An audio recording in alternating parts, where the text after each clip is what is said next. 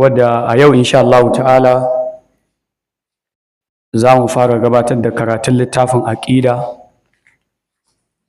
a cikin littafin aƙidatu salaf wa ashabul hadis na al'imam abi usman ismail bin abdurrahman as-sabuni, kuma za mu ci gaba da gabatar da karatun wannan littafi mai albarka a kowane dare na laraba tsakanin magariba zuwa isha'i a wannan masallaci namu na darul hadis. Sai kuma hanzari, babu karatu a irin wannan lokaci da kuma ranar idan an ga hadari ko saukar ruwan sama a lokuta na damuna. Sannan kuma za a sanar idan akwai wani dalili wadda ya taso wadda zai sanya a ɗage karatu sai wani sati. Yana daga cikin dalilin sanya wannan littafi na aqidatu salaf wa ashabul hadis domin kasantuwar littafin yana daga cikin mafi kyawun littattafai waɗanda aka wallafa, waɗanda suke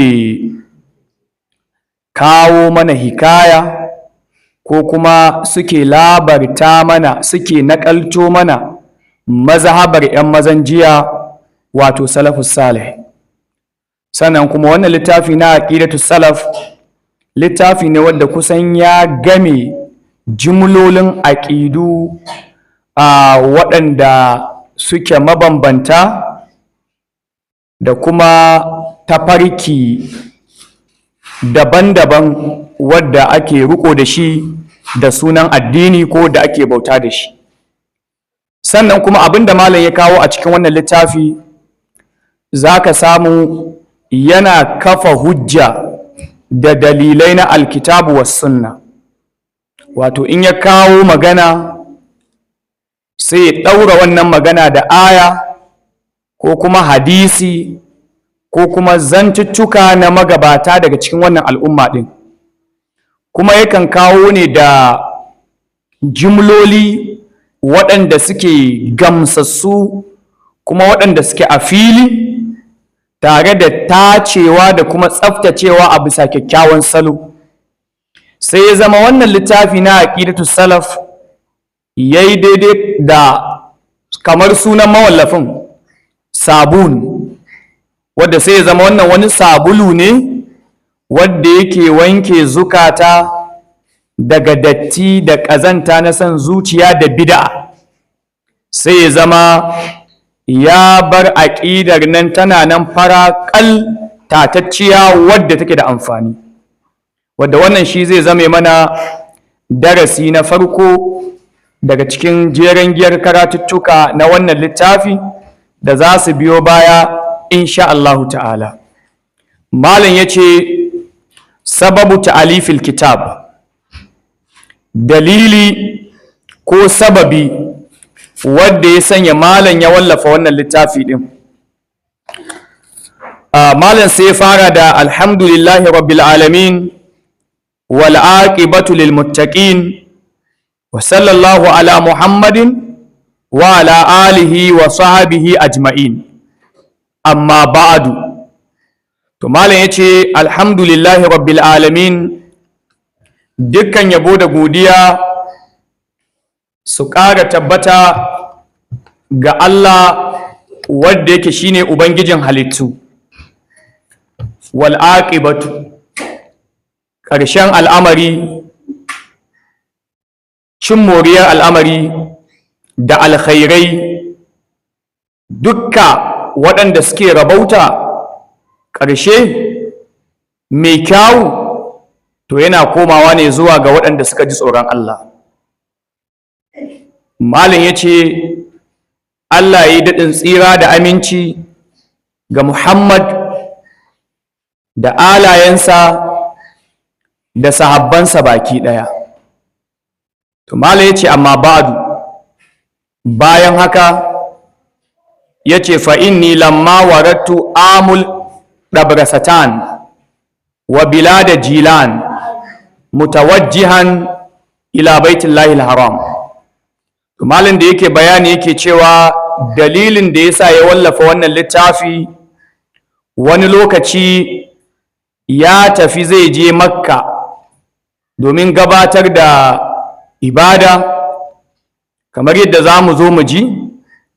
To a lokacin da ya zo garin Amul da ke Dabrisatan da kuma garuruwa da ke garin Jilan, ya zo wannan gari ne a yunƙurinsa na tafiya zuwa ga Baitullahil Haram, zuwa ga ɗakin Allah, sai ya ce wa ziyarati qabri nabiyihi, da kuma ziyartar kabarin annabinsa Muhammad sallallahu alaihi wasallam. To ƙarƙashin wannan malam sai wata alama guda, sai ya ce ƙala Sheikhul Islam Ibn Taymiyyah fi Majmu'il Fatawa. Sheikhul Islam Ibn Taymiyyah a cikin littafinsa Majmu'ul Fatawa, mujalladi na 27, tun daga shafi na 245 zuwa shafi na 246, zai yi bayani dangane da hukuncin ziyartar kabarin annabi kadai. Yaya matsayin wannan a musulunci tun daga zamanin sahabbai har zuwa waɗannan ƙarnoni masu falala? To malam yace allazi ajma alaihi almuslimuna salafan wa khalafan, fatawa da kuma ra'ayi wadda musulmai suka yi ijma'i, ba a samu saɓani ba, musulman farko da waɗanda suka biyo bayansu, ƙarnan ba da ƙarni, zamani bayan zamani, to musulmai sun haɗu akan as-safaru ila masjidihi sallallahu alaihi wasallam. An yadda an kuma gamsu cewa ya halatta musulmi ya niki gari ya yi tafiya takanas zuwa ga masallacin annabi sallallahu alaihi wasallam. Kuma in ya je masallacin annabi sallallahu alaihi wasallam, sai malam ya ce wassalatu wassalamu alaihi, ka yi addu'a neman daɗin tsira da aminci ga annabi sallallahu alaihi wasallam, wa nahau zalika, da sauran ibadu makamantan haka, mimma yuhibbu Allah wa rasuluhu, daga cikin abin da Allah da manzansa suke so, min al'amal, ta fuskar abin da ya shafi aikace-aikace, al-mutadammina li ibadatillahi wa abahu, wanda waɗannan aikace-aikace na bauta da bawa zai yi aiki ne ko ya gabatar da wani abu wadda yake dangi ne na bauta wadda Allah maɗaukaki yake so. Kenan in kun fahimci abin da malam yake bayani, ga waɗanda za su niki gari su tafi masallacin annabi, ya halatta ne kaɗai idan za ka je masallacin annabi don ka yi ibada, sannan ka je raudar annabi ka yi masa addu'a ta neman daɗin tsira da aminci. An fahimta? Sai ya ce to wannan kam malamai na da na yanzu, zamani bayan zamani, sun yadda, sun haɗu akan haka. Wal qiyamu bi haqqi rasulihi, sannan kuma ka tsayu da tsare haƙƙi na annabi sallallahu alaihi wasallam, min afdalil ibadati lillah, to yana daga cikin mafi falalar bauta da za a yi zuwa ga Allah maɗaukaki. Sai ce ka shahadatina lahu, kamar shaidawar mu da za mu yi wa annabi sallallahu alaihi wasallam, wa sana'ina alaihi, da kuma yaban mu gare shi, wa salatina wa salamina alaihi, neman daɗin tsira da amincinmu ga annabin. Mala ya ce min afdali, to wannan yana daga cikin mafi falalar ma abadnallaha bihi, abinda za mu bauta wa Allah da shi a wajen kabari ko a masallacin annabi sallallahu alaihi wasallam. Wa haza, ya ce kaga wannan bayanin da malam ya karanto da irin wannan ibadun, wa nahawuhu da makamantansu, ya ce huwal mashru'u, to wannan shine abin da aka shar'anta fi masjidihi, a cikin masallacin annabi sallallahu alaihi wasallam. Don abin da ba wannan ba idan aka yi, to wannan yana daga cikin bid'a wadda shari'a ta tsawatar ta yi kuma hani a kai. Malam ya ce sawa'un sun miya ziyaratan li qabrihi am lam yusamma, ko dai ka kira wannan zuwa masallacin annabi da gabatar da ibada da tsare haƙƙin annabi da tsayuwa wajen nema masa tsira da daɗin aminci, an fahimta? Ko dai ka tsayi da wannan aikace-aikacen ka kira shi da sunan ziyara ga kabarin annabi ko ziyara ga annabi da nufin waɗannan ibadar, ko baka kiraye shi ba. Domin Malam ya ce fa inna lafza ziyara li qabrihi, kaga lafazin da mutum zai ce da kai na je ziyara kabarin annabi, wastihbaba dalika, da kuma cewa wai ana so mutum ya je ziyara kabarin annabi kadai. Malam ya ce la yu'raf an ahad min sahaba, ba a san wannan daga wajen wani daga cikin sahabbai ba.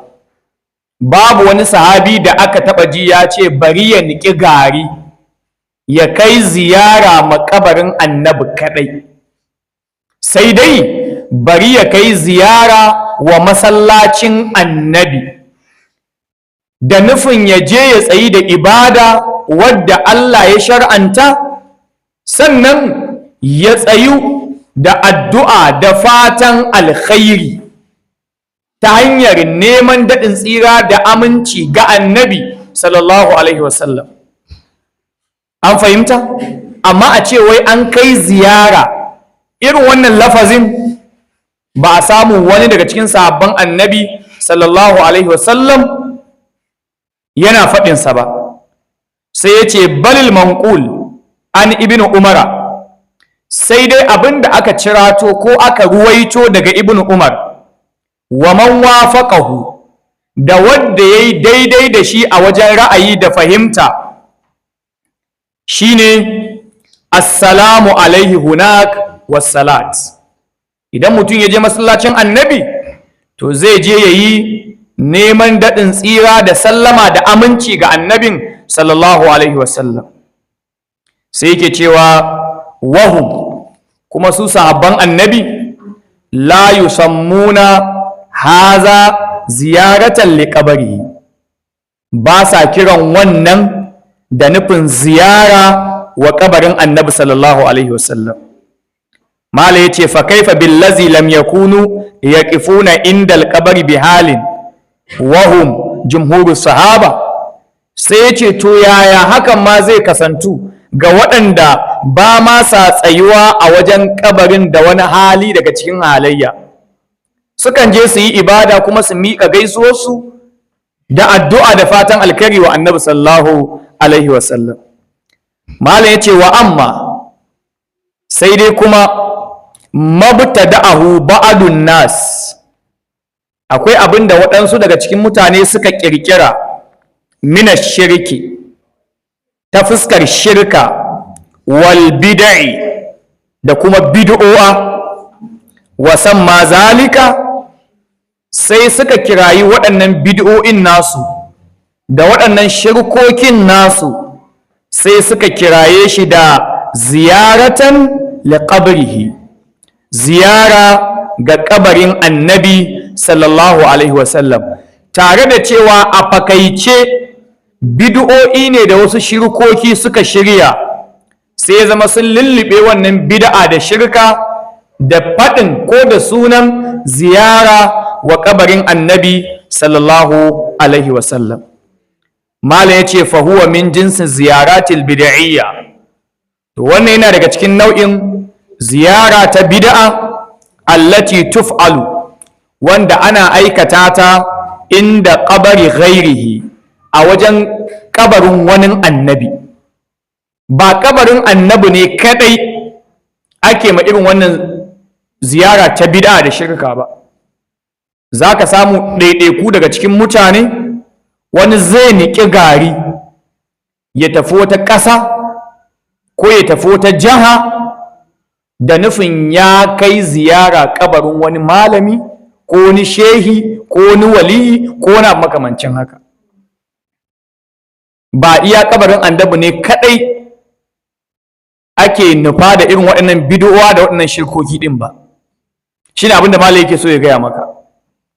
Ko a ce ga wani mawaƙi ya yi wa annabi waƙa a lokacin rayuwarsa, to bayan ya mutu aka binne shi, to sai a gine kabarin, a yi rumfa, a yi ado, a yi komai, sai ga mutane daga jihohi, anguwanni daban-daban su kashe kuɗin mota su je wannan gari ba don komai ba sai don ziyara ga wannan kabarin mawaƙi ko kuma kabarin wani malami daga cikin malumma. To kagan ka lura abin ba annabi ne kadai ake nufata da irin wannan ba, amma idan aka nufaci annabi da irin wannan, kamar yadda malam ya ce da bid'a da shirka, to wannan abu ne wanda ya kamata hukuma ta tsawatar kuma a yi hani a kai, don ba a samu wannan daga musulman farko ba, sahabban annabi da tabi'ai. To malam yake cewa wa amma ma yadkhulu fil a'mal shar'iyya, amma idan ya zama ka je Madina, ka je masallacin annabi inda kabarin annabi yake, da ka je wannan waje sai ya zama ka gabatar da waɗansu ayyuka wadda shari'a ta yadda da su, ta karantar da su, kuma take so, to mala yace fa haza huwal mustahabbu. Wannan shine abin da ake so a wajen kowane musulmi wanda ya samu halarta ko ziyartar masallacin annabi sallallahu alaihi wasallam da ke Madina. Wannan ko bi sunnatihi sabita, ya tabbata da tabbatacciyar sunna ta annabi sallallahu alaihi wasallam, wa bi ijma'i ummatihi, kuma da ijma'i da aka samo daga al'ummarsa.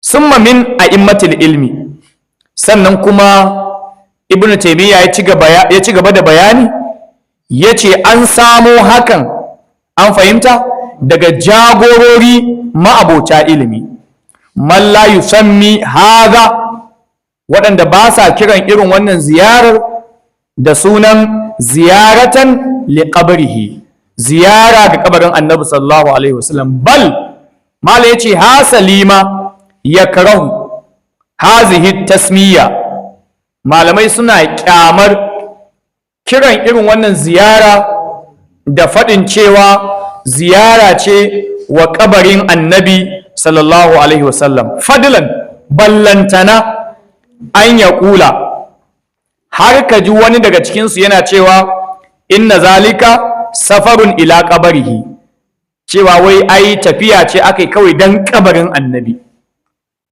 Ba samu daga cikin magabata suna amfani da irin wannan kalmomi ba, bal sun kyamaci amfani da irin waɗannan kalmomi ɗin.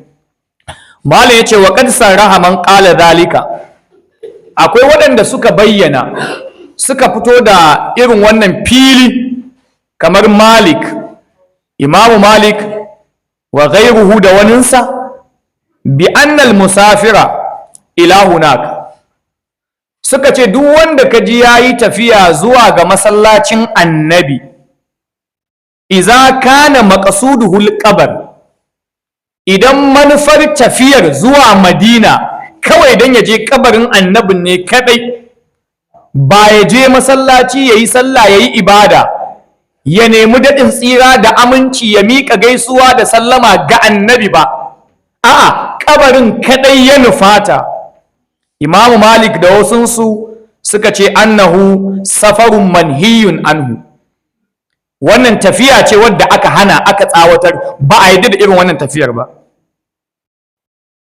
Kuma suka ce wannan tafiyar dakhilun fi qawlihi, tana shiga cikin faɗar annabi sallallahu alaihi wasallam da ya ce la tashuddu rihal, baya halasta mutum ya niƙi gari takanas, an fahimta, ya tafi wani masallaci da nufin ibada bayan masallacin da yake garinsa ko masallacin da yake anguwarsa an fahimta?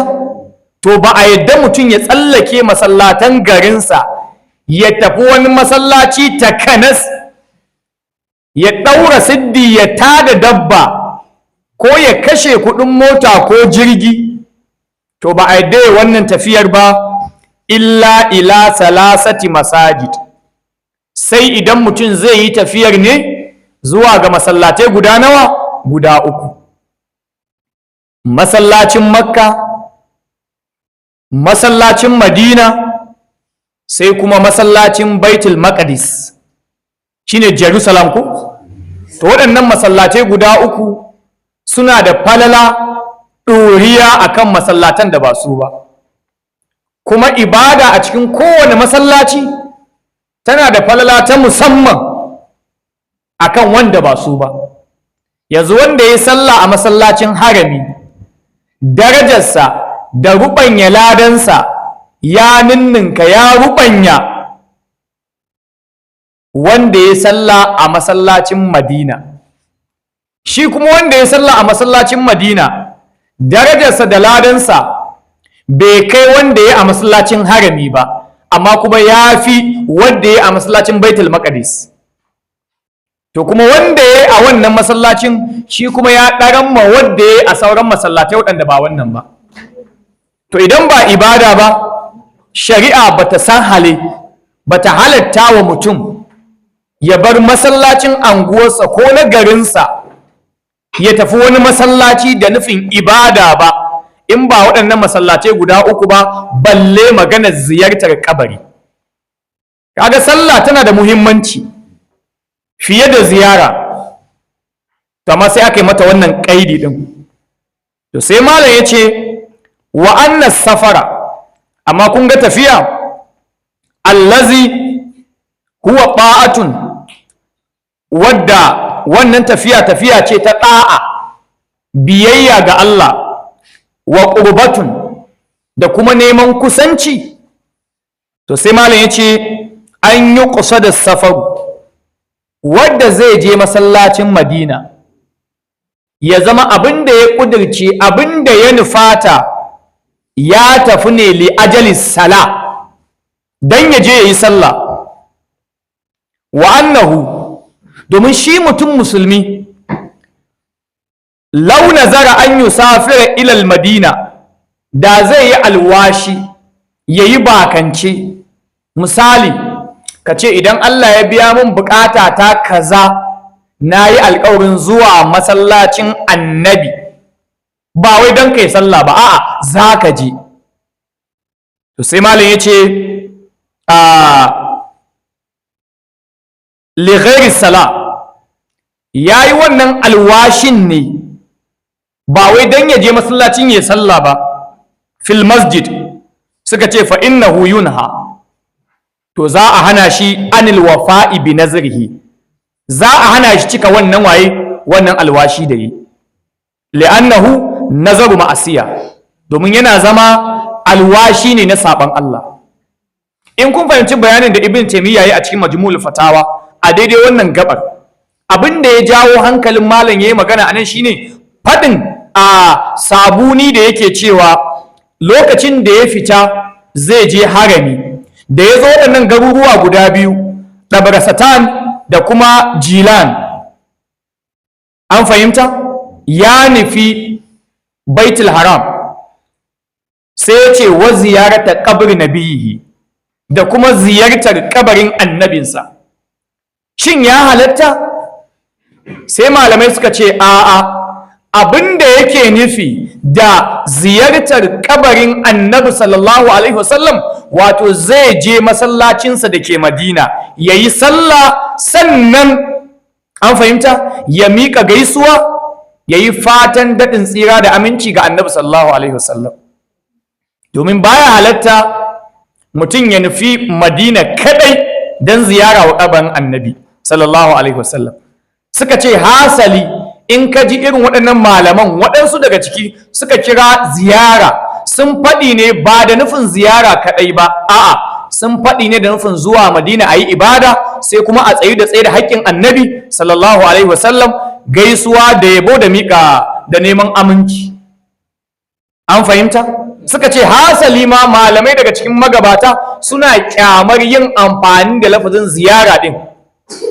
Hasali ma idan zaka kai ziyara ko idan kai alwashi zuwa ga masallacin Madina ba da nufin sallah ba, suka ce to ana hana mutum cika wannan alwashin domin ziyara ce ta ma'asiya.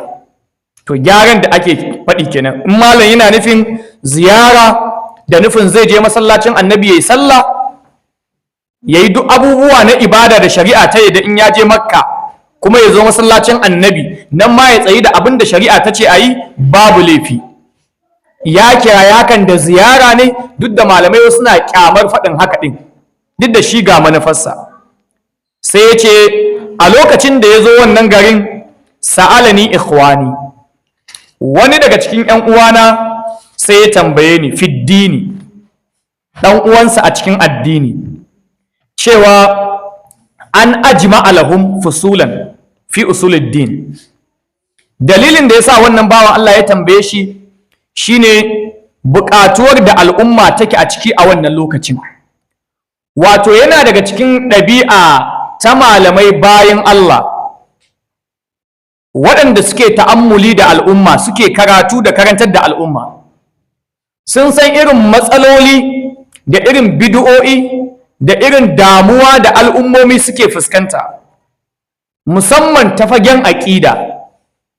To za ka samu irin waɗannan malamai kullum kwana sukan tsayuwa irin ta mai daka don ganin an samu wanda zai yi rubutu ko ya karantar da al'umma, ya dawo da su kan kyakkyawan turba ta annabi da sahabbai. To irin wannan kwaɗayin ɗaya daga cikin ‘yan uwa ya haɗu da malam, ya ce da shi da Allah alfarma yake nema malam ya yi musu rubutu ya zama fasali-fasali fi usuluddin, wanda wannan zai rubutu ne akan aqida, tushe na addini, allati istamsaka biha allazina madaw, wanda waɗanda suka shuɗe suka yi riko da shi, min a'immatid din, daga cikin jagorori na addini, wa ulama'il muslimina, da kuma malumma na musulmai. Wato abin da yake so ya fahimtar da mu anan shine, da wannan bawan Allah suka haɗu, ya ce Allah gafarta malam, don Allah ina so a ɗan rubuta mini wata takarda ko wani littafi wanda zai zama ya ƙunshi fasali mabambanta kan yadda annabi da sahabbai suka yi addini da kuma waɗanda suka biyo bayansu da kyautatawa, wassalafi salih, da magabata na ƙware. Domin in ka lura bayan wucewar ƙuruni mufaddala, su ne waɗannan ƙarnoni guda wadda annabi ya yaba, annabi da sahabbai da tabi'a da atba'u tabi'in. To malam bid'o'a da soye-soyen zuciya ta shigo cikin addinin musulunci.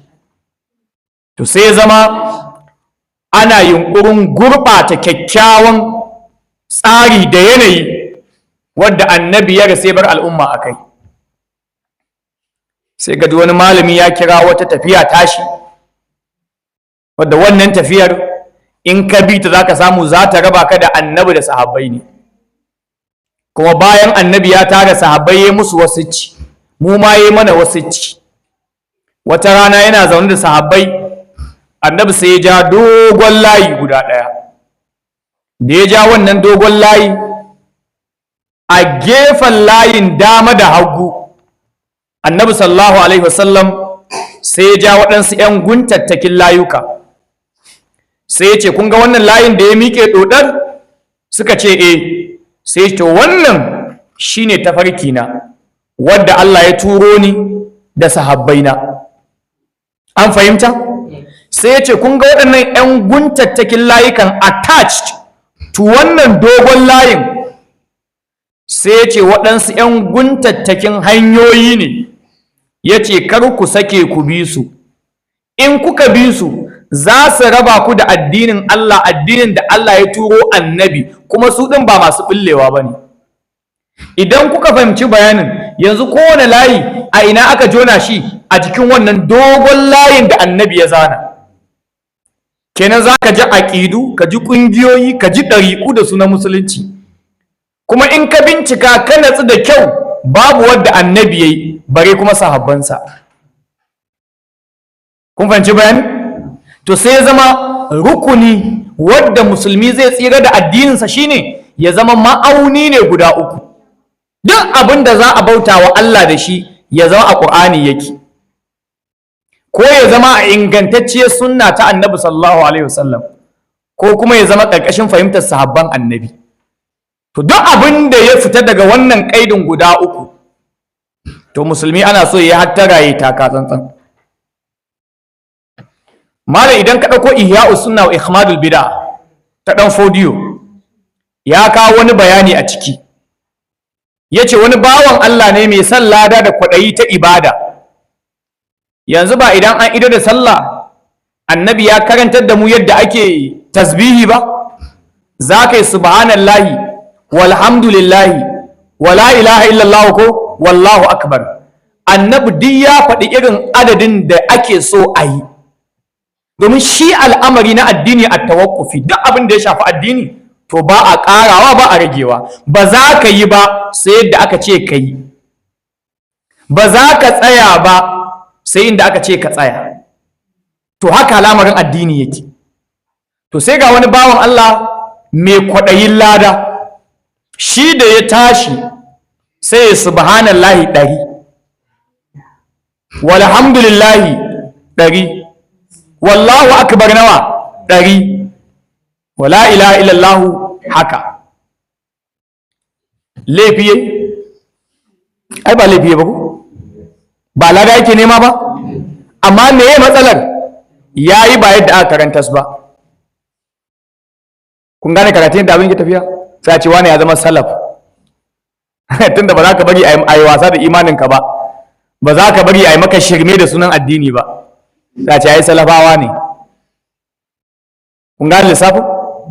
To da Allah ya so mutumin da shari'a, ku duba Ihya'us Sunna yana nan ciki. Sai kwanta bacci saboda Allah ya ga niyyarsa, lada yake so, to amma kuma ya wuce iyaka. Da ya kwanta bacci sai aka nuna masa tamkar kiyama ta tashi, ga mala'iku, ga masu zikiri sun jeru, wanda ya 10 ana bashi ladan shi, mai 33 ana bashi. Aka gama raba ladan nan kaf, aka zo kan shi ba a ce masa komai ba.